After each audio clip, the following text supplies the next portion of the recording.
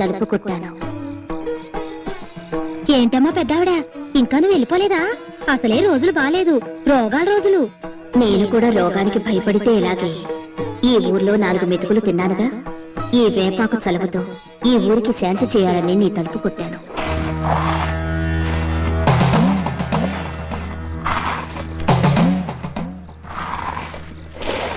ఈ అర్ధరాత్రిపూట యాపాకు రోవడం ఏంటి? ఎందుకు? దేనికోసం అమ్మా? అది కాదే, నడిచావు దాటితే మహమ్మారులు ఈ ఊరి పొలిమేరలు దాటుతున్నారే. ఈ ఊరిని మొత్తం తినేస్తారే. మానవ మాత్రులం, మనం ఏం చేయగలం చెప్పు? కాపాడితే ఆ అమ్మోరు తల్లే కాపాడాలి.